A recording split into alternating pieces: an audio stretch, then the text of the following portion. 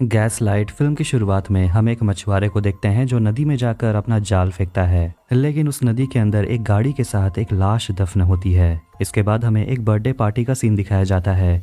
हम एक लड़की मीशा को देखते हैं जो मायागढ़ की राजकुमारी है। उसके पापा रतन वहाँ के राजा हैं और वो अपनी बेटी मीशा के नाम से एक फाउंडेशन चलाते हैं जो एक एनजीओ है। इसके बाद कहानी शिफ्ट होती है 15 साल के बाद और हम मीशा को देखते हैं जो बड़ी हो गई है, पर किसी कारण के वजह से मीशा अब व्हीलचेयर के सहारे चलती है और 15 साल के बाद वो अपने घर वापस मोरबी लौट रही है। स्टेशन पर वो अपने ड्राइवर पदम काका को देखती है और उसे पहचान भी जाती है। वो उसे तुरंत महल तक लेकर जाते हैं। बाहर बहुत तेज़ बारिश हो रही है और आखिरकार वो अपने हवेली पहुंच जाती है। वहाँ उसकी सौतेली माँ रुक्मणी उसका स्वागत करती है, जिसे देखकर वो बिल्कुल भी खुश नहीं है। रुक्मणी मीशा को घर के अंदर लेकर आती है, जहाँ मीशा की नज़र एक तस्वीर पर जाती है। रुक्मणी उसे बताती है कि फ़िलहाल घर पर कोई नहीं है, पर फिक्र मत करो, इतने दिनों तक मैं तुम्हारा ख्याल रखूंगी। वो उसे उसका कमरा दिखाती है जहाँ मीशा का पूरा बचपन बीता है। वहाँ उसके खिलौने हैं, उसका डॉल हाउस है और सालों से इस कमरे में चीज़ें बिल्कुल वैसी ही हैं, क्योंकि किसी को भी कुछ भी छूना अलाउड नहीं था। इसके बाद रुक्मणी उसे अकेला छोड़कर चली जाती है और कहती है कि अब मैं तुम्हें डिनर पर मिलूंगी। जब मीशा अकेली होती है तो वो अपना बचपन के कुछ ड्राइंग्स को देखती है जो थोड़े भयानक होते हैं। घबरा कर मीशा अपने ड्राइंग बुक बंद कर देती है। रात में मीशा और रुक्मणी ही डिनर कर रहे होते हैं, जहां रुक्मणी सोचती है कि आखिर मीशा सोशल मीडिया पर क्यों नहीं है, जिस पर मीशा कहती है कि मेरे पास शेयर करने के लिए कुछ था ही नहीं। मॉम की डेथ और मेरी एक्सीडेंट के बाद मुझ में नफरत भर गई थी और जो कुछ भी हुआ मीशा उसके लिए रुक्मणी को ब्लेम करती है, जिस पर रुक्मणी उसे माफ़ी मांगती है और कहती है मेरा ऐसा कोई इरादा नहीं था तुम्हारी फैमिली को तोड़ने का। रुक्मणी मीशा को उसके पापा यानी कि रतन के कुछ वीडियोस दिखाती है और बताती है कि तुम्हारे पापा ने तुमसे कांटेक्ट करने की बहुत कोशिश की, बहुत सारे खत लिखे, लेकिन तुम्हारी तरफ से कोई रिस्पांस नहीं आया। जिसके बाद तुम्हारे पापा मीशा फाउंडेशन को ही अपना सारा समय देने लगे। मीशा रुक्मणी से पूछती है कि मेरे पापा आखिर है कहाँ, वो यहाँ क्यों नहीं है, जिस पर रुक्मणी सिर्फ अपना सिर हिलाकर ना कहती है। मीशा अपने पापा को फ़ोन लगाती है, लेकिन कॉल भी सीधा वॉइस मेल में जाता है। रात में जब सब सो चुके होते हैं तब मीशा अपने कमरे से बाहर निकलती है एक आवाज़ को सुनकर, और वो हॉल में नीचे फर्श पर खून लगा हुआ देखती है, जैसे कि किसी को मारकर उसे घसीटकर वहां से ले जाया गया हो। वो खून को फॉलो करती है और एक आदमी को देखती है। उसे लगता है कि वो उसके पापा हैं, लेकिन वो आदमी वहाँ से चला जाता है। हर जगह वो उसी आदमी को देखने लगती है। उसके हाथ में एक लालटेन भी होता है। मीशा वहाँ एक पुतले को भी देखती है, तभी अचानक से एक जोर की आवाज़ सुनकर वो अपने व्हीलचेयर से ही सीढ़ी से गिर जाती है। जब उसे होश आता है तो अपने सामने एक डॉक्टर को देखती है जो उसके फैमिली डॉक्टर हैं, डॉक्टर शेखावत, और घर के सारे नौकर उसके आसपास ही होते हैं और रुक्मणी उसके बगल में बैठी होती है। सभी सोच रहे हैं कि आखिर मीशा आधी रात में बाहर क्या कर रही थी, जिस पर मीशा कहती है कि उसे लगा कि उसने अपने पापा को देखा, जिस पर डॉक्टर उसे कहते हैं पर रतन तो किसी बिजनेस के काम से बाहर गए हुए हैं। मीशा बताने लगती है कि उसने क्या क्या देखा।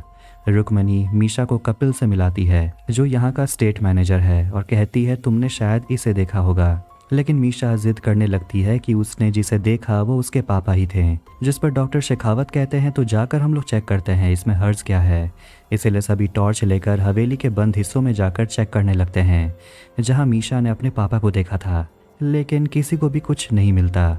वो सभी मीशा पर ही सवाल उठाने लगते हैं कि उसने शायद खुद के ही रिफ्लेक्शन को देखा होगा, और डॉक्टर शेखावत अपने घर चले जाते हैं। अब अगली सुबह जब मीशा ब्रेकफास्ट कर रही होती है तो वो अपने एक नौकर लज्जो से पूछती है कि तुम्हें पता है मेरे पापा किधर हैं, जिस पर वो थोड़ी नर्वस हो जाती है और कहती है कि मुझे ये सब नहीं पता, मैं तो सिर्फ यहाँ रसोई का काम करती हूँ, शायद कपिल को पता होगा। और उसे कहती है रेडी हो जाने के लिए, क्योंकि वो उसके पापा के फेवरेट स्पोर्ट स्केट शूटिंग के लिए जा रहे हैं। जिस पर निशा कहती है कि मेरे पापा का फेवरेट स्पोर्ट तो पोलो है। रुक्मणी तब बताती है कि तुम्हारे पापा के इंजरी के बाद उनका स्पोर्ट बदल गया। जब दोनों गेम देखने पहुंचते हैं तो वहां उनकी मुलाकात राणा जयसिंह से होती है, जो निशा को देखते ही घायल हो जाता है उसकी सुंदरता से। रुक्मणी उसे याद दिलाती है कि मीशा तुम्हारी कज़न है, जिस पर राणा जयसिंह कहता है दूर की कज़न है। फिर वो पूछने लगता है कि आखिर रतन जी है कहाँ, आपकी तरफ से खेलने कौन वाला है, जिस पर रुक्मणी कपिल को बोलती है कि आज हमारी तरफ से ये खेलेगा। तभी वहाँ पर एसपी अशोक आते हैं और रुक्मणी उसे मीशा से मिलाती है।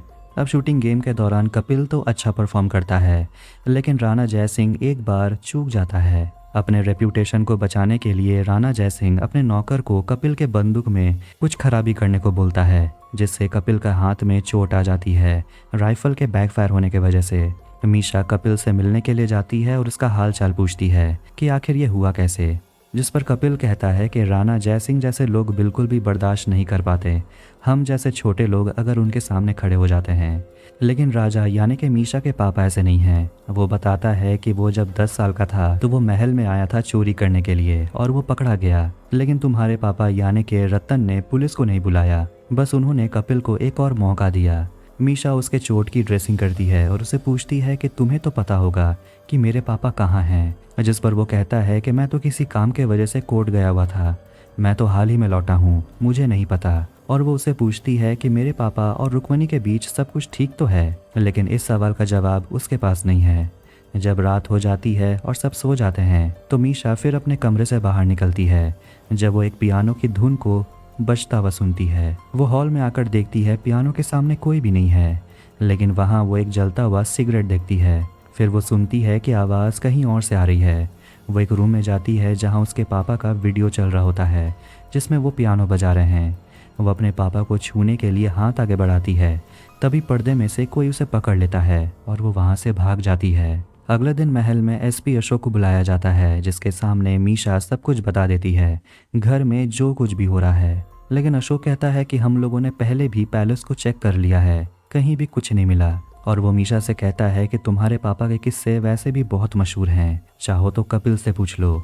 ऐसा बहुत बार होता है, वो फ़ोन नहीं उठाते हैं, कहीं मिलते नहीं, लेकिन पता चलता है कि वो अपने किसी दोस्त के साथ एंजॉय कर रहे होते हैं। मीशा एसपी अशोक से रिक्वेस्ट करती है कि आप मिसिंग पर्सन की रिपोर्ट फाइल करिए, जिस पर अशोक उसे कहता है कि आपको उसके लिए पुलिस स्टेशन आना होगा। ये बोलकर वो वहाँ से चला जाता है। रिपोर्ट फाइल करने के बाद रुक्मणी मीशा को लेकर एक मंदिर में जाती है, जहाँ रतन रुक्मणी को लेकर आता था। रुक्मणी उसे चिंता न करने को बोलती है और वो मंदिर के अंदर चली जाती है। मीशा का ध्यान जाता है एक औरत के तरफ जो तालाब के किनारे बैठकर एक धुन गुनगुना रही होती है। ये वही धुन है जो उसके पापा पियानो पर बजाते थे, इसीलिए मीशा उस औरत के पास जाती है और वो औरत को देखकर ऐसा लगता है जैसे वो काला जादू करती है। और वो डरावनी औरत अचानक से मीशा के सिर पर हाथ रखती है और कहती है कि वो तुझे दूसरी दुनिया से पुकार रहे हैं, वो मर चुके हैं और वो तुझे मिस्री कहकर बुलाते हैं। तभी रुक्मणी वहाँ पहुँचकर मीशा को वहाँ से ले जाती है। महल में मीशा अजीब अजीब ड्राइंग्स बना रही होती है और जब कपिल उसके कमरे में आता है तो वो कपिल से रिक्वेस्ट करती है कि वो मंदिर में एक औरत से मिली थी जो काले कपड़े पहनी हुई थी, वो अंधी थी, मुझे उससे मिलना है, तुम उसे लेकर आओ। नेक्स्ट सीन में मीशा, कपिल और वही डरावनी औरत बैठे हुए होते हैं और वो दूसरी दुनिया के आत्माओं से संपर्क करने की कोशिश करती है और बताती है कि एक पिता अपनी बेटी को ढूंढ रहे हैं। वो मीशा के ड्राइंग बुक को निकालने को बोलती है और एक ड्राइंग होता है जिसमें घर जल रहा होता है, जिसके ऊपर दोनों अपना हाथ रखते हैं जैसे कि उसके पापा कुछ बोलना चाहते हों। मीशा अपने पापा से बात करती है कि आखिर हुआ क्या है, आप मुझसे बात करिए, मैं आपकी मदद करना चाहती हूँ। फिर वो औरत उसे कुछ कहने लगती है और बोलती है यहाँ से भाग जाओ, जैसे कि उस औरत के अंदर मीशा के पापा की आत्मा आ गई हो। तभी उस रूम में रुक्मणी आती है और वो गुस्सा होकर बोलती है कि आखिर इस औरत को अंदर आने किसने दिया। वो कपिल पर गुस्सा करती है, लेकिन ये देखकर मीशा अपनी सौतेली माँ पर चिल्लाती है कि तुम एक बार पहले भी मेरे परिवार को तोड़ चुकी हो, मैं ये दोबारा होने नहीं दूंगी, मेरे कमरे से निकल जाओ। रुक्मणी कपिल को बोलती है इस औरत को बाहर लेकर जाओ, लेकिन बाहर जाने से पहले वो औरत मीशा से कहती है कि आज रात 12 बजे वो तुम्हें आवाज़ देंगे। और जैसा कहा गया था वो वैसा ही करती है। रात के 12 बजे वो तैयार हो जाती है और वो आवाज़ को फॉलो करते हुए गैरेज तक जाती है, जहाँ सारे गाड़ियाँ अचानक आवाज़ करने लगते हैं। फिर वो एक पियानो की धुन की आवाज़ सुनती है और उसे ऐसा लगता है जैसे गाड़ी के अंदर उसके पापा हैं और उसकी चीख सुनकर सभी वहाँ पहुँच जाते हैं। वो रुक्मणी और कपिल को बताती है कि उस गाड़ी के अंदर उसके पापा हैं। कपिल चेक करता है लेकिन अंदर कोई नहीं होता। ये देखकर मीशा दुखी हो जाती है। फिर वो पूरा दिन रोते हुए बिताती है। लज्जो उसे आकर बताती है कि आपके पापा का फ़ोन आया है। रुक्मणी उसे फ़ोन पकड़ाती है और कहती है ये तुम्हारे पापा हैं।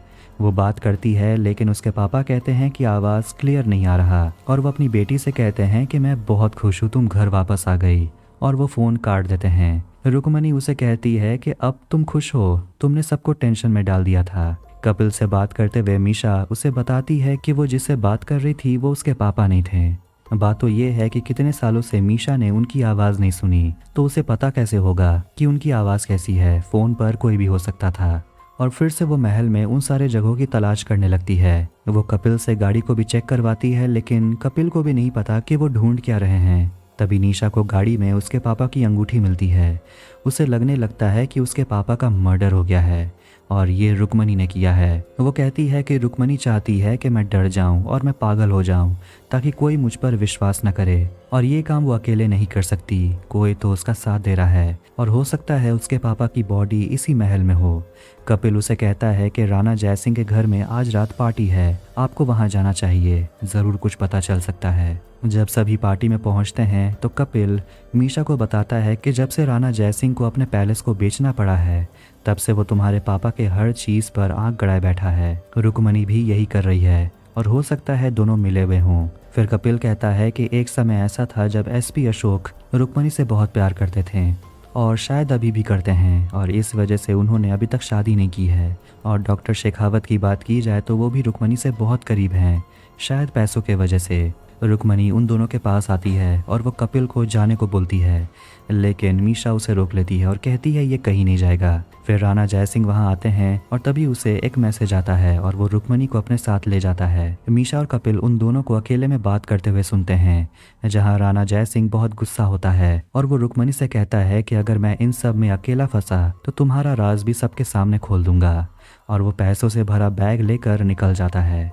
मीशा और कपिल गाड़ी से राणा जयसिंह को फॉलो करते हैं और देखते हैं कि वो कुछ लोगों से मिलता है और उसे पैसों का बैग थमा देता है। वो गुंडे राणा जयसिंह को पीटते हैं और चले जाते हैं। फिर दोनों राणा जयसिंह से मिलते हैं और उसे सब कुछ उगलवाने की कोशिश करते हैं और कहते हैं कि हम पुलिस के पास जा रहे हैं तुम्हारी डीलिंग्स के बारे में बताने के लिए, जिस पर राणा जयसिंह कहता है कि तुम्हें कुछ भी नहीं पता। और वो मीशा से कहता है कि मैंने तुम्हारे पापा के लिए कितना कुछ किया है, मैं उनके पुराने घर को एक बुटीक में बदलना चाहता था, वो तो चले गए लेकिन मेरा ये हाल हो गया। मीशा उसे बताती है मेरे पापा मर चुके हैं। राणा जयसिंह इस पर हंसता है और कहता है कि वो मर नहीं सकते, मैंने तुम्हारे पापा के लिए 500 करोड़ का लोन लिया है और अगर वो मर जाते हैं तो मेरे साथ भी बहुत बुरा होने वाला है। पर वो मीशा का चेहरा देखकर समझ जाता है कि वो मजाक नहीं कर रही और वो टेंशन में आने लगता है कि अब उसका होगा क्या। फिर उसे एक आइडिया आता है और वो मीशा से कहता है कि तुम्हारे पापा के जाने के बाद वैसे भी सारा स्टेट तुम्हारे पास ही आने वाला है, तो तुम मेरे पेपर्स पर साइन कर सकती हो, मैं हूँ तो तुम्हारा कज़न ही।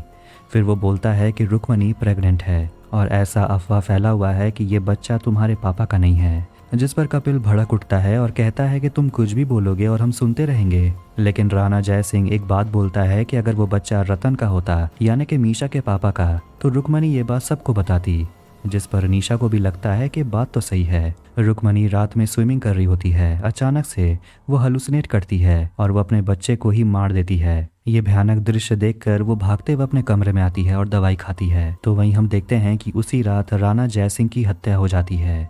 अब सुबह मीशा रुक्मणी के कमरे में जाती है, जिसके साथ पिछले रात जो कुछ भी हुआ अभी भी वो उसके सदमे में है। मीशा रुक्मणी से पूछती है कि ये बच्चा है किसका, जिस पर रुक्मणी गुस्सा हो जाती है और कहती है कि तुम यहाँ से चली क्यों नहीं जाती। तभी दौड़ते हुए कपिल कमरे में आता है और फोन रुक्मणी को देता है। खबर सुनकर वो कपिल को बोलती है गाड़ी निकालो, और वो रोते हुए मीशा को बोलती है कि तुम यहाँ से चली जाओ। मीशा अपने पापा के कुत्ते कमांडर के पास जाती है और उसे अपने पापा की अंगूठी सूंघाती है, जिसे सूंघते ही वो भौंकने लगता है। और जैसे ही कमांडर को आज़ाद किया जाता है वो दौड़ते हुए उसी जगह पहुंचता है जहां मीशा रात में एक आदमी को दिखी थी लालटेन पकड़े हुए। वो कपिल को फोन करती है और महल बुलाती है। ये सुनते ही कि डेड बॉडी मिल गया है उसके चेहरे से रंग ही उड़ जाता है और मीशा जैसे ही पानी के अंदर से अपने पापा के डेड बॉडी को निकलते हुए देखती है, तभी उस पर कोई हमला करता है। जब उसे होश आता है तो अपने सामने कपिल को देखती है और पता चलता है कि जो शुरुआती दिन से मीशा को परेशान और कंफ्यूज कर रहा था वो कोई और नहीं बल्कि कपिल था। उसी ने एक औरत को पैसे दिए जो नाटक करके मीशा को भटकाने की कोशिश कर रही थी। वो ये सब कुछ कर रहा था महल को हथियाने के लिए। मीशा एक गाड़ी में बंद होती है और कपिल उस गाड़ी को धक्का देकर पहाड़ से नीचे नदी में गिरा देता है और वो रुक्मणी को बता देता है कि काम हो गया है। फिर रुक्मणी याद करती है उस रात को जब वो और कपिल एक दूसरे के बहुत करीब आ गए थे। वो दोनों एक दूसरे से प्यार करते थे, लेकिन मीशा के पापा यानी कि रतन उन दोनों को पकड़ लेते हैं। कपिल रतन से माफ़ी मांगता है, उसके पैर पड़ता है, लेकिन रतन कपिल को मारते हैं और वो अपनी पत्नी रुक्मणी का गला घोंट कर उसे मारने की कोशिश करते हैं।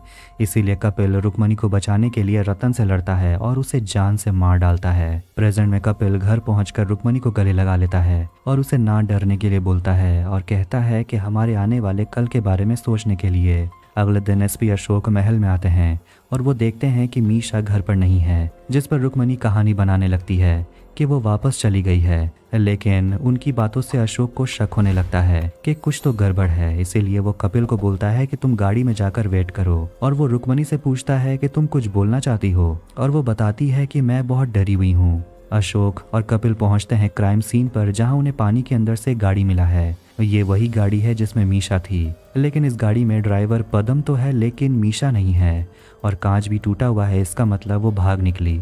कपिल ये देखकर जल्दी से रुक्मणी को फ़ोन करता है और ये जानकर कि मीशा की डेड बॉडी नहीं मिली वो बहुत घबराने लगती है। तभी इलेक्ट्रिसिटी भी कट हो जाता है और तभी डॉक्टर शेखावत रुक्मणी से मिलने के लिए आते हैं और पूछते हैं कि सब लोग हैं कहाँ, जिस पर रुक्मणी डॉक्टर को सब कुछ सच बताती है, मीशा के साथ जो कुछ भी हुआ, लेकिन उसकी डेड बॉडी अभी तक नहीं मिली। जिस पर डॉक्टर कहते हैं कि मरे हुए लोग दोबारा नहीं मरते।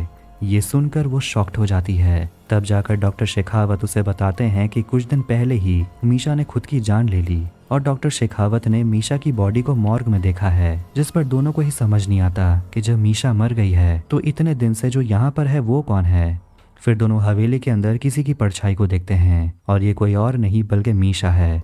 जब दोनों उसके सामने जाते हैं तो वो बताती है कि मैं मीशा नहीं हूँ। देखते हैं कि वो गाड़ी से बाहर निकल गई थी कांच तोड़कर और अब वो खड़ी भी हो सकती है। फ्लैशबैक से देखते हैं कि रतन अपनी बेटी के बर्थडे पार्टी में एक छोटी लड़की फातिमा से मिलता है। मीशा फाउंडेशन की मदद से वो पढ़ी लिखी और वो डॉक्टर बन गई और एक दिन उसके पास मीशा का केस आया और पता चला कि वो खुद की जान लेने की कोशिश की थी। फातिमा मीशा से मिलती है और अब वो मीशा की मदद करना चाहती है, क्योंकि उसी के परिवार की मदद के वजह से आज वो अपनी ज़िंदगी में कुछ बन पाई है।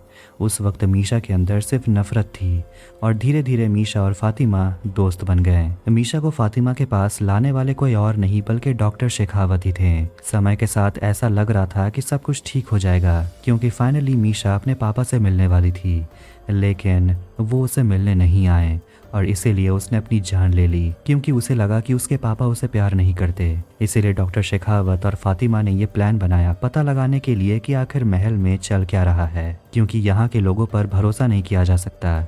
इसलिए फातिमा मीशा बनकर आई। अब जब सारा पोल खुल चुका है तो रुक्मणी फातिमा से कहती है मेरे बच्चे को बचा लो। तभी कपिल वहां पर आता है और मिस्टर शेखावत पर हमला करता है। रुक्मणी उसे रोकने की कोशिश करती है, लेकिन वो नहीं रुकता। वो फातिमा के पीछे भागता है बिल्कुल पागल की तरह और फातिमा को ढूंढकर वो उस पर हमला करता है। वो उसे मार डालने ही वाला होता है, लेकिन तभी वक्त पर रुक्मणी उस पर गोली चलाती है जो उसके कान को छू कर निकल जाती है। कपिल भड़क जाता है और वो रुक्मणी को समझाने की कोशिश करता है कि वो ये सब कुछ कर रहा है अपने बच्चे के लिए। दोनों झगड़ने लगते हैं और गलती से गोली चल जाती है, जिससे रुक्मणी मर जाती है। मौका देकर फातिमा वहां से भागने की कोशिश करती है, लेकिन कपिल पागलों की तरह उसके पीछे भागता है। फातिमा राइफल उस पर पॉइंट करके उसे रोकने की कोशिश करती है, लेकिन कपिल उसे कहता है कि हम दोनों बिल्कुल एक जैसे ही हैं और हम जैसे लोगों को हमारा हक छीनना पड़ता है। वो उसका राइफल ले लेता है और वो मीशा पर गोली चला देता है, लेकिन इस बार भी बंदूक बैकफायर करती है और गोली सीधा कपिल के गले में लग जाती है और वो वहीं मर जाता है। फातिमा घर से बाहर निकलती है और आखिर में पुलिस वहां पहुंच जाते हैं और डेड बॉडी को वहां से ले जाया जाता है। मिस्टर शेखावत भी जिंदा हैं। फातिमा बस यही सोचती है कि आखिर इतना कुछ क्यों हुआ, बस कुछ पैसों और कुछ ज़मीन के लिए। फिर कुछ दिन के बाद फातिमा मीशा फाउंडेशन के बच्चों के साथ वापस महल में आती है और वो मीशा और उसके पापा के समाधि पर फूल चढ़ाती है। और इसी के साथ 2023 में रिलीज हुई गैस लाइट मूवी यहीं एंड होती है। वीडियो पसंद आया तो वीडियो को लाइक करें, चैनल को सब्सक्राइब करें। ऐसे ही मूवीज़ और टीवी सीरीज एक्सप्लेनेशंस के लिए मिलते हैं नेक्स्ट वीडियो में। Take care.